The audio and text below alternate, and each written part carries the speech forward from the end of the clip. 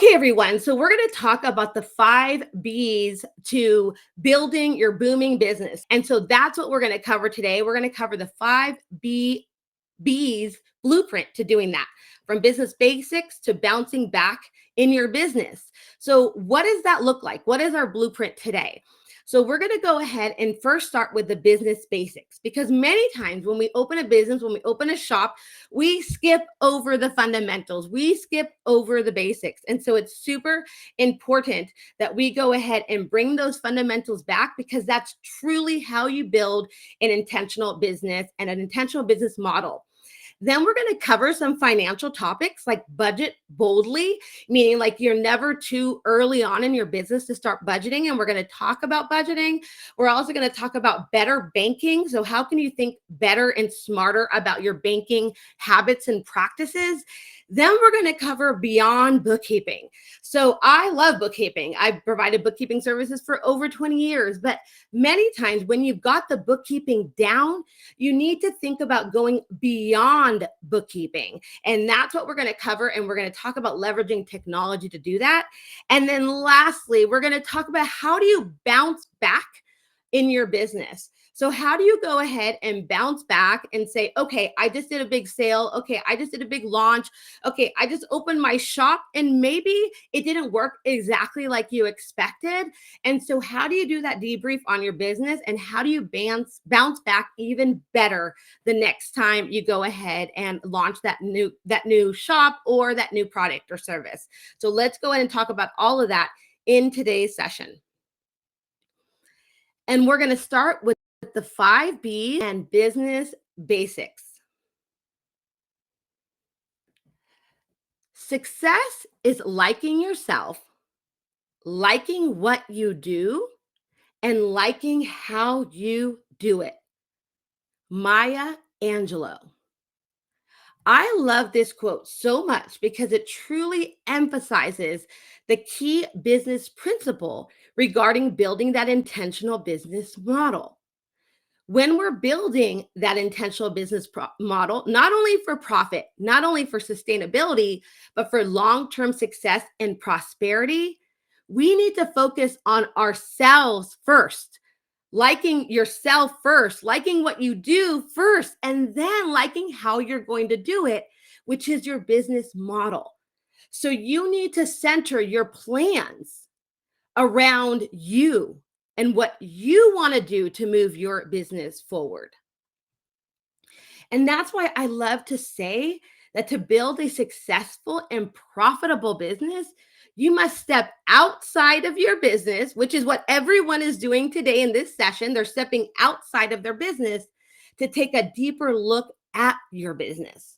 And one of the best practices that you can use to do that is to go ahead and explore your business through a framework.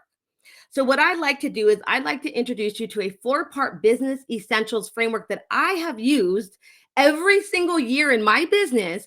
And I also use it alongside my business clients, so that way they can really focus on the areas of their business that is directly related to crushing those business finances, bringing in that profitability, and building a path to long-term business success. And this 4-part framework focuses on 4 essential areas in your business. The first area is you. And many times that's the hardest area to focus on, because you need to step outside of your business. And then guess what? You need to focus on yourself. So let's cover that in a moment. Then you move on to what you're creating and selling, who you're creating and selling for, which is your ideal customer. And then you can go full circle and really either visit, create, or revisit what are your best offers. Are you really offering the best experience, product, service, opportunities for your customers to buy from you? So let's start with the first quadrant, which is all about you.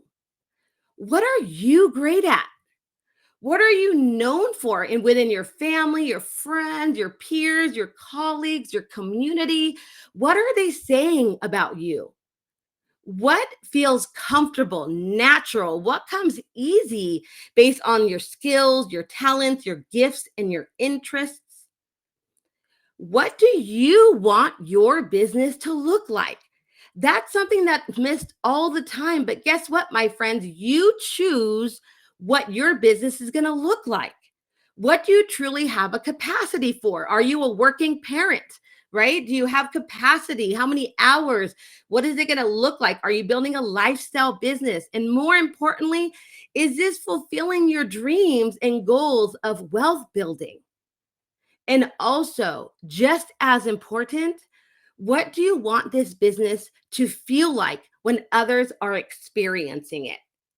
And that is well known as that business brand, your brand message and your brand story that you're sharing with the world. That's where we need to focus on first before we move on to what we're actually creating and selling. And once you've done that work, then yes, you move on to the next quadrant. What do you want after that deeper exploration on yourself? What do you want to create and sell? So you look at your offers again and you say, is this what I really want to create and sell? And not only what, now you bring in the how. And how do I want that experience to look like? Because the how is directly related to your finances. How much are you going to invest in yourself and in your business to create that customer experience, to provide that final delivery and delight to your customers when they receive your product, when they experience what you've created and what you're selling to them? Now you're ready to focus on what that is. And now that you've gone deep into your you and you've chosen your what, then of course, the next step is to say, so who gets most excited about this, right? Who is most excited about what I'm providing, what I'm creating, what I'm selling? But here is something even more important when it comes to your business model, because this is your business and you have full control on what this business is going to look like. Who do you get most excited about? So many times when you hear about the ideal customer persona or the ideal customer avatar, the ICA, it's focused on others. But don't forget, who do you want to spend hours, days, months, and years serving, learning about at night, spending hours doing your research and development, and then creating marketing and selling campaigns to sell to them and to market to them and to create for them? Who truly is that person? Who is that human that's going to be appreciating and valuing what you're creating and what you're selling? And then you get to go full circle. That's the beauty of the framework. You get to go full circle. And here's one of those opportunities to look at this quadrant, all four of them at the same time. This is the culmination of everything you've done. You've gone deep into your you, your what, your customer, and now you get to either visit, create, or revisit, because many times this is something you do throughout your business. You don't do it once. Many times you did this framework every single year to make sure that you still want to continue creating and selling what you're offering.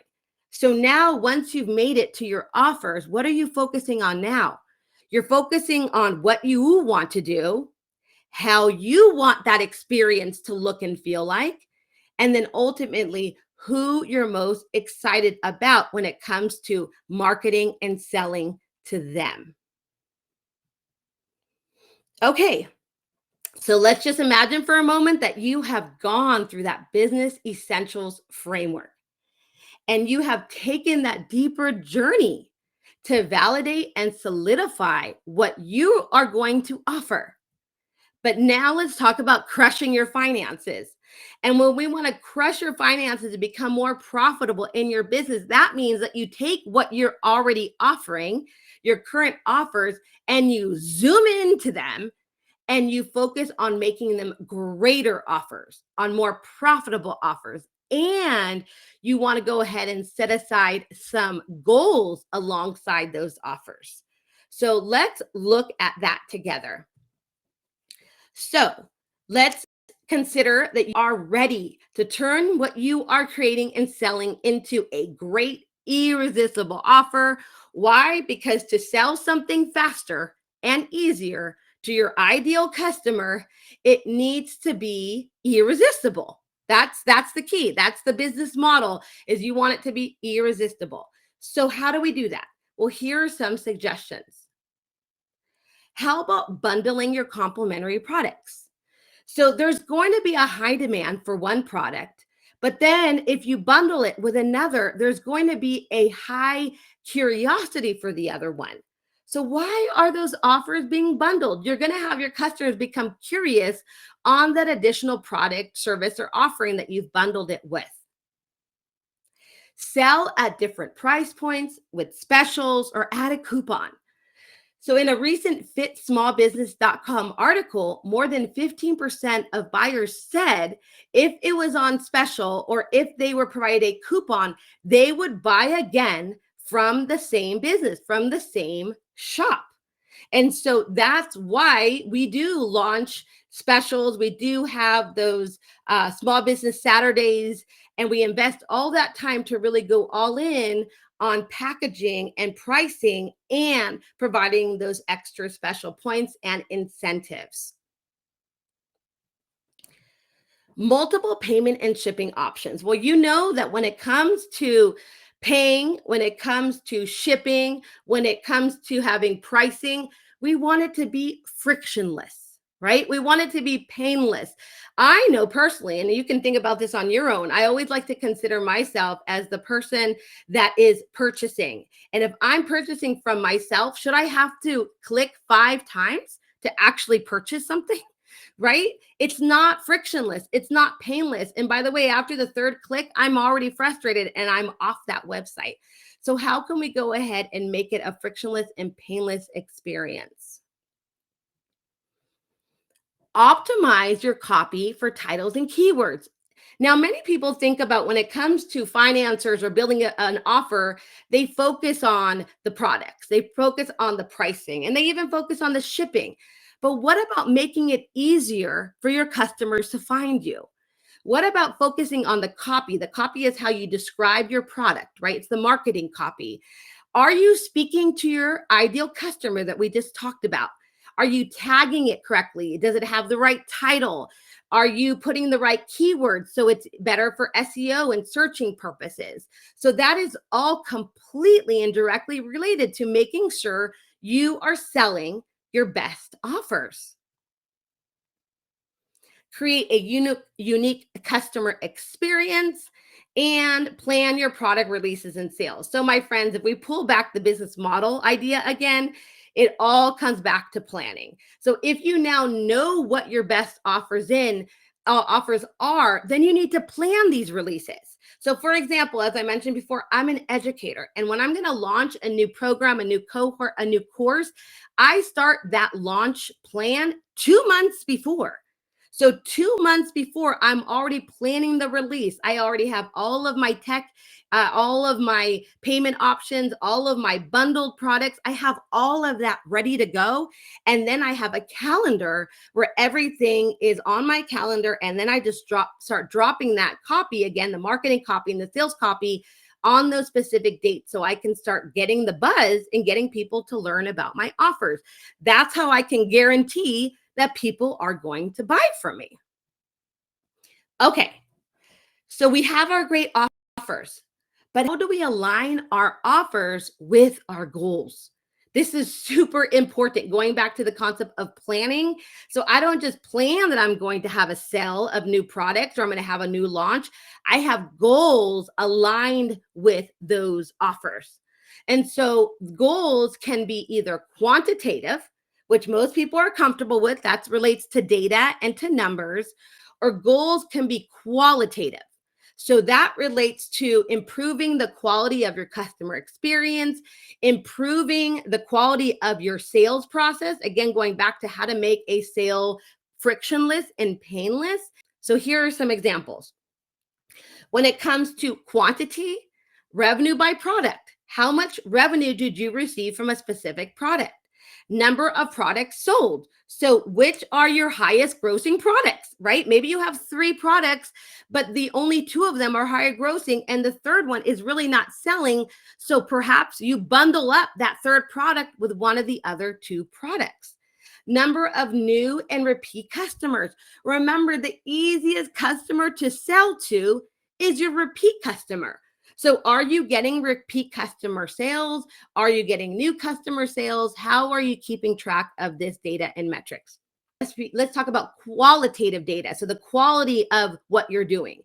Capture those reviews and testimonials. Are your customers speaking highly about you? Are they providing you testimonials and saying that you have a quality experience, right? Those reviews. Are you hearing your customers, right? Are you hearing your customers and then improving your process? So let's say you keep on hearing from your customers that it takes too much work to find your offers, too many clicks to purchase your offers. The copy, which is the written information and description about your products, is very confusing. They just don't know what to buy. Have you gone back and have you improved that process? Have you improved that process to let people know about your products that you're selling? And of course, are you delighting your customer experience? Because when it comes down to it, people buy because they're excited to buy, because they're delighted to buy. Okay, so now let's go ahead and explore the budget boldly concept. So, as you can see, that the concepts we just covered right now, when it comes to revisiting your business model, when it comes to creating and designing your best offers, and then aligning those offers with your goals, what we're really talking about is, do you have a budget for all of this? And so that's why I love to say budget boldly, because you're never too early in your business to budget. I love this quote by former President Barack Obama that says, "A budget is more than just a series of numbers on a page, it is an embodiment of our values." So, again, it brings back the concept of your business model, because your business model actually starts with your core values. But the power in this particular quote as well is that you budget because you value where your business is going. You want to put a value to every number that you are bringing in and that you're spending in your business. And so it aligns so perfectly on the idea that budgeting is a fundamental step to plan for profitability, growth for your business. Again, crushing your finances means that you are managing your finances and that you're planning for profitability and growth for your business. So let's give you some best practices around budgeting. So first, a budget supports business profitability by. So what does it actually do? What does a budget actually do? Well, it forecasts your sales. So you're planning ahead for that money coming in, which is really exciting, because the only way that you can support profitability, that you can plan for profitability, is that you have to plan ahead. And so budget is basically a financial plan, and it starts with forecasting sales. Estimating costs. So now you're going to estimate costs related to starting your business, building and running a profitable business or shop. And so even if you don't necessarily have those costs yet, again, a budget is a plan. So you're thinking and looking ahead and doing your research, which is very important, to estimate the costs and make sure that you are ready for those incoming costs. You then get to allocate your funds to those specific expenses.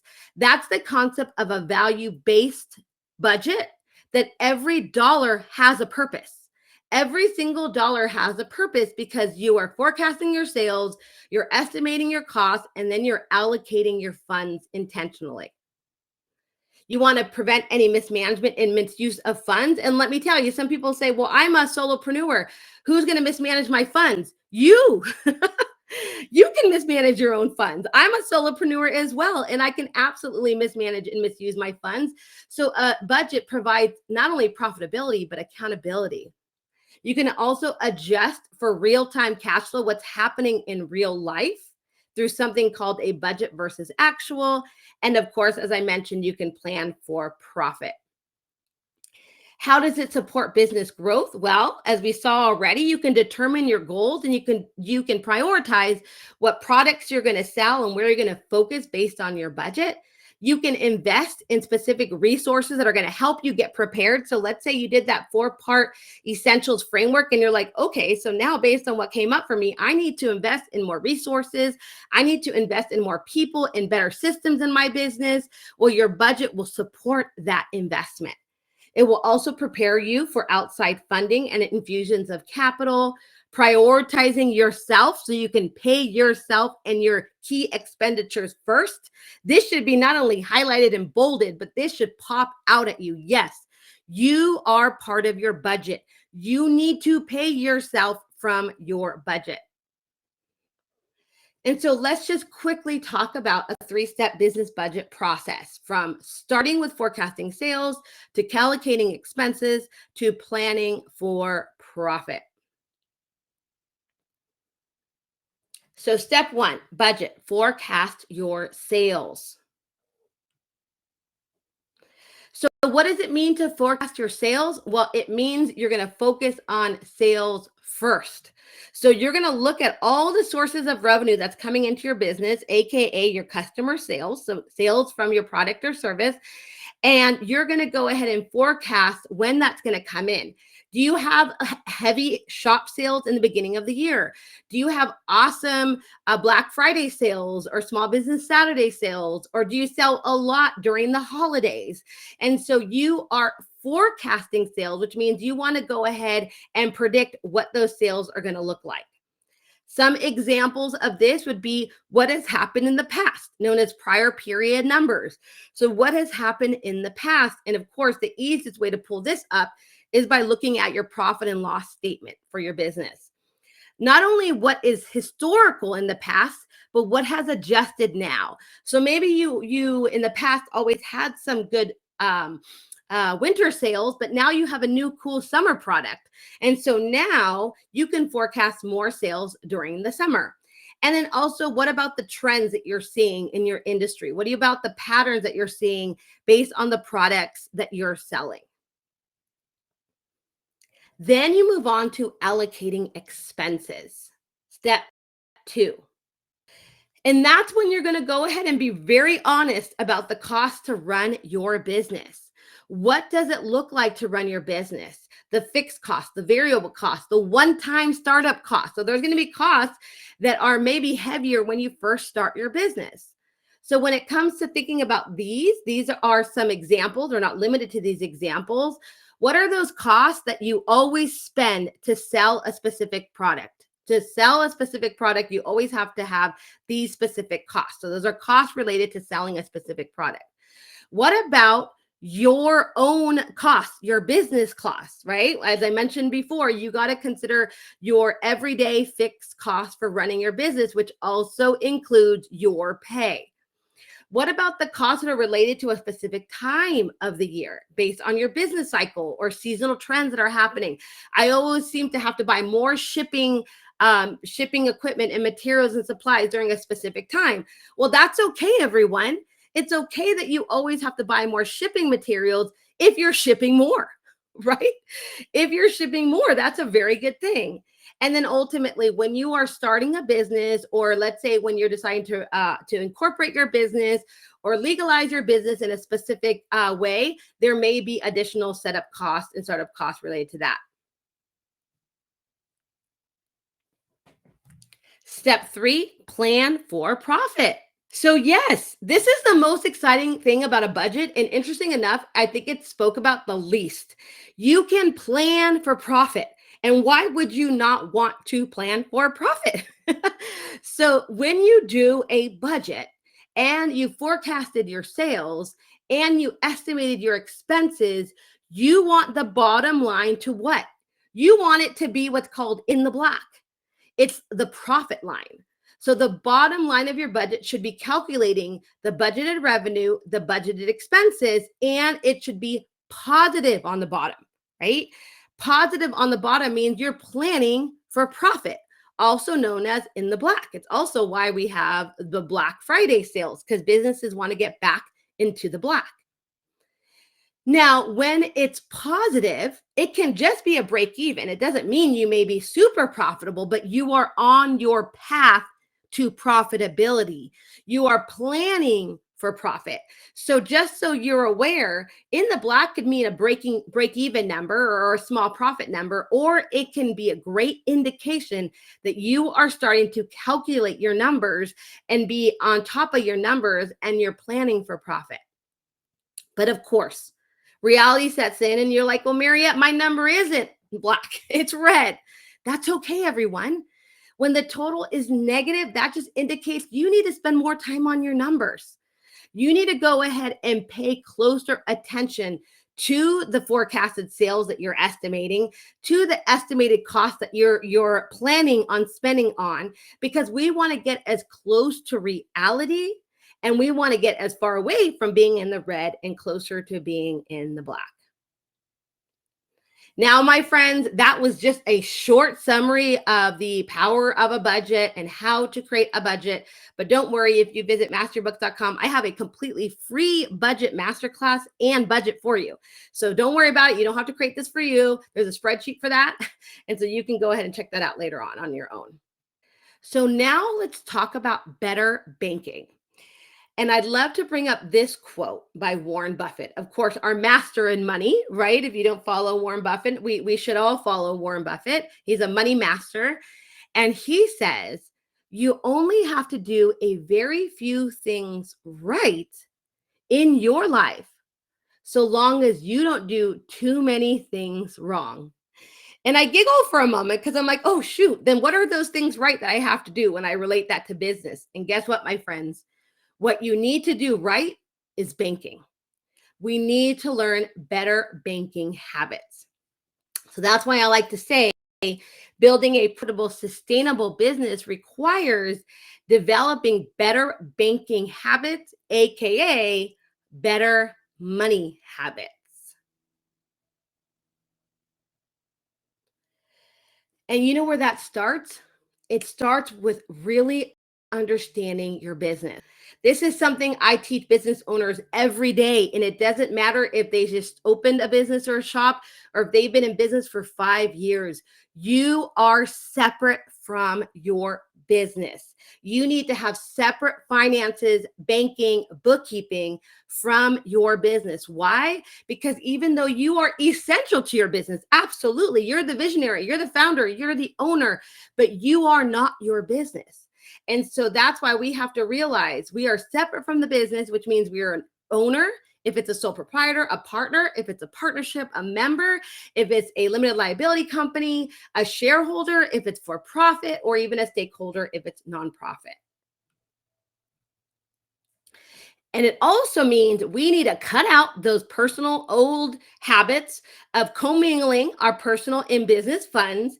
And we need to own up to the new, better business bookkeeping habits, which is to keep our business and our money, personal money transactions separate. And so, of course, my friends, that means opening a separate business account because it will make your life, your business's life, and your financial partners, when you eventually decide to work with a bookkeeper, an accountant, or a tax professional, it will make their lives so much easier as well.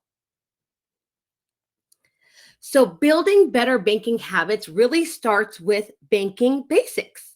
And I actually love talking about banking basics because it really takes away the fear, the anxiety, the frustration, and the stress when it comes to money. Because I know that finances is for some people, not me, but for some people, it's not the most exciting topic. But it actually could be so empowering. And by the way, it actually could be fun and creative too. So let's talk a little bit about that. So here we go. Let's start with what comes in and what comes out of our business. So when I talk about this or teach this to my business community, oh, they know, I already know what comes into my business. It's all my customer payments. It's all of the revenue, all of the sales. Absolutely. Yes. You are absolutely correct about that. And usually you will see that on your bank statement under deposits and additions. But guess what? Not all money that comes in is revenue or is sales or income. There are other items that come into your business that you're going to find under that deposits, additions, or money in column that we need to be very mindful and very careful to not call it income. And as an accountant of over 20 years, I've gone and looked at books where the customer, my client, put all of the money into income. And then I went to do their books and I'm like, wow, you've had an amazing stellar year. You have over $300,000 in sales for this year. And they look at me and their eyes are almost popping out and they're like, what? I wish. No, I've only had about 125,000. And I'm like, but it shows $300,000 in sales. Well, guess what they put under sales and under money in? They put their own capital contributions. They put loans. They put other lines of credit and cash advances. They put grants. They put state funding and state assistance. And I'm like, no. We need to separate that. We need to separate because not all money in is created equal. Not all money in is income. Another example of that is when you sell to a customer, right? And then they go ahead and do a refund. What does that look like? Or if you purchase from a vendor and then you go ahead and decide to return that and the money comes back in, what does that look like? So remember, when money in and money out is moving from your business, it's not always income. Now let's look at the other side of that. What about when the money comes out of your business? So usually, again, on the bank statement, you'll see that under the withdrawals or subtractions column, right? We know that. And so usually the first thing I hear from my clients, well, I already know what all that is. Oh, really? So everything under your withdrawals is what? They're all business costs. They're all expenses. And hopefully they want them to be all tax deductible expenses as well. And I go, that's not necessarily true. There can be other items. There could be other line items that are under that column that are not expenses. How about when you withdraw money out of the business? That is not an expense. If you are a sole proprietor, that's considered a capital withdrawal. How about when you're paying back those bank and loan principal amounts? That's not an expense. That's a repayment of a principal payment that should be on the balance sheet. What about when you're transferring money in and out? All you're doing is taking money from one hand and putting it into the other hand. That is not an expense, right? So here is what I'm saying. We really need to step back and really understand, go old school, pull out that bank statement, pull out those markers, those highlighters, and start truly understanding what are you seeing in each one of those columns? What are you seeing in the deposit column? Maybe let's go ahead and highlight all the money in that's income green. And then let's highlight any other money in transactions blue. Or for the withdrawals, let's go ahead and highlight all of the real costs purple. But then let's highlight the other type of cost yellow. So I've actually done these practices with business owners for years, and it's eye-opening, my friends. It's truly eye-opening. So let's assume you've done this work and now you're ready to understand what's coming. Well, don't forget about who it's coming in from. Is the money related to you, the owner of the business? Is the money related to the customer? The customer is who pays you in the business. Is the money related to a vendor? So this is who you're paying to, right? You pay out to a vendor. Or is the money related to other team members in your business? Maybe you have employees, maybe you have contractors, maybe you use outside services, maybe you use consultants, coaches, professional services. So you really need to understand not only what that transaction is, but who is it coming from? And then ultimately, then you're going to transition to, okay, now that I really understand what's going in and out of my business, let me make some smarter moves about securing my bank account that I'm going to use. And here are just some examples of things you should think about. Is that online bank or that bank going to provide you special fees? Are they going to allow you to have multiple bank accounts? Because many times I always suggest to my clients, they should have at least 3 bank accounts: their operations bank account, their sales bank account, and also their taxes bank account. Does the bank account require minimum balances? So there's other areas of what you should be looking for your business on the go, because I know you all have businesses on the go. I know you all are trying to manage your life, manage your capacity, maybe managing, being a working parent. So we need to think smarter, and we need to think about what it looks like to have better banking habits. And what does that mean? It means that you will be in a better place. So better banking equals better bookkeeping. Now let's talk about going beyond bookkeeping. So when I talk about going beyond bookkeeping, what I'm really saying is that bookkeeping is amazing and it's important. I mean, we just covered it right now, not only on the concept of better banking and better money habits, but also when you're doing better banking and better money habits, you're essentially doing bookkeeping. But when we want to think about beyond bookkeeping, we want to bring in technology. We want to leverage technology. So, no better friend out there to talk about this than Bill Gates. Bill Gates says the advance of technology is based on making it fit in so that you don't really even notice it. So, it's a part of everyday life. I love that so much because that's actually how I choose my technology. It's how I choose my software and my applications. If it just fits into my life, if it's just part of my everyday life and it betters my everyday life and makes it easier, then it becomes part of my technology. So let's talk about how you can create an automated technology-based bookkeeping system that provides your business with that concept of just fitting in, just fitting in. So, for example, you want to have a digital, online, automated technology that just tracks your money and money out in one place. You don't want to have to think about it. You want it to provide smarter and faster visibility of your business. So it's working when you're sleeping, basically. You wanted to keep your business finances organized. And what everybody wants is to have audit proof source documents. So you want to be able to upload and save receipts and documents into this system. You want it to support your everyday life. So, in other words, it needs to fit into your life, it needs to be frictionless and seamless into your life. You want to be able to separate your business and personal transactions. Yes. Now be mindful. I'm not saying you should have personal transactions in your business banking or in your bookkeeping, but it happens, my friends. So you want to be able to have an option to separate business and personal. It creates a clear path to becoming more educated, informed in your bookkeeping. And of course, it provides a gateway to now think about your business from a growth perspective, starting to care about those accounting insights that matter. Okay, so the last thing we want to talk about now is bouncing better. So let's talk about bouncing back and let's bring in Lily Tomlin, actress comedian, to go ahead and start this topic for us. The road to success is always under construction. And just like her making us laugh, I giggle a moment because it's so true. The essence of entrepreneurship is that we're always learning, we're always growing, and we're always a work in progress.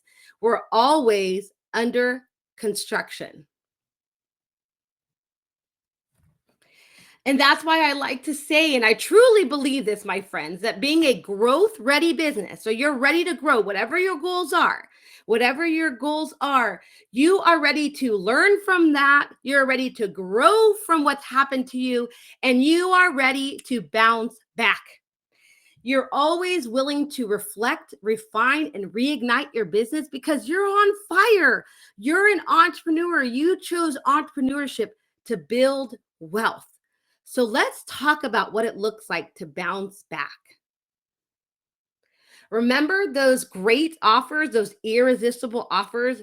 Remember all that work you did to create those offers and then to set your goals alongside those offers? Well, guess what? Growth happens when you review, when you revisit, and when you refine what actually happened when you put those offers out into the world.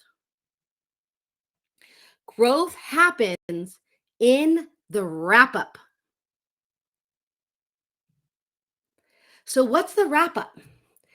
The wrap up is your opportunity to focus on specific areas in your business that are directly related to your finances, directly related to your business performance.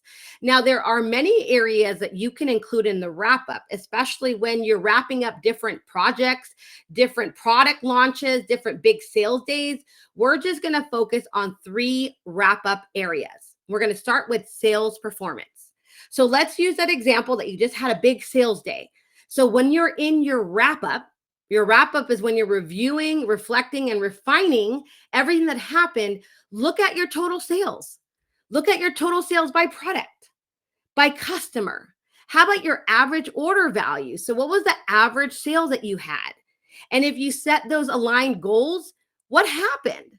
What happened between what actually you set as a goal and the sale on that day? How about the unsold products? What do we want to do with those unsold products? Do we want to bundle them now? Do we want to create special offers? Or guess what? Do we want to no longer sell them anymore? Also, don't forget the metrics like gross sales, which is what you brought in versus gross profit. So that's after all of your direct costs related to your business. And gross profit, which is your revenue minus those direct materials and then all your other expenses. So these are metrics that you really need to be looking at. Now let's look on the expense side. And we always want to start with sales because we want to get excited about the numbers in, right? The money in. But what about the expenses and operations side of your business? Did you go ahead and tag those specific items? Right? Did you go ahead and make sure people are aware of those items that you're selling? And when you did, were those items that you sold related to any specific expenses? Maybe I gave you the example of how we sell a lot in a specific time. So we have to buy a lot of shipping material, specific shipping material. So maybe you need to be mindful of that and tag that and say, I always have to buy this particular supplier material during this time of the year. I always seem to always have to spend this specifically related expense during this part of the year. That way you can do what? You can budget for it, right? So notate all of those extra expenses, all those one-time considerations. Also, is there a specific time of the year when you bring in outside services, when you bring in help? Notate that as well. When do you need to have a bigger team, right? A team doesn't necessarily mean you're going to bring in new payroll and employees, but maybe you're going to bring in outside services. Maybe you're going to contract some help. So when does that happen, right? Also, when it comes to assessing your expenses and your operations, how is your business making it simpler for your customers? Do you have a seamless and frictionless process? And if you don't, then you need to go ahead and look at your operations and say, hey, I need to improve this. I need to bring in more automations. I need to reflect on the systems and apps that I'm using because this last big sales day, I had so many system issues. I had so many support and technical issues. So I don't want that to happen again, right? How can I go ahead and look at that? And then lastly, the customer experience. And even though I put it last in this comment, it's really the most important.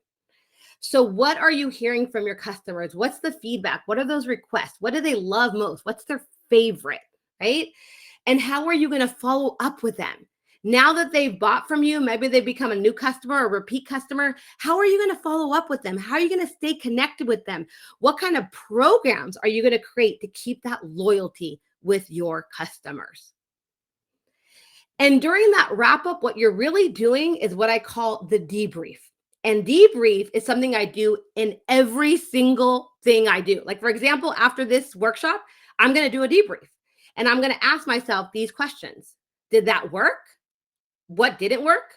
What can I do better about that experience, about that project? And so the wrap up is essentially a debrief for a specific time or project or experience. And so you want to make sure that your wrap up, okay, is scheduled.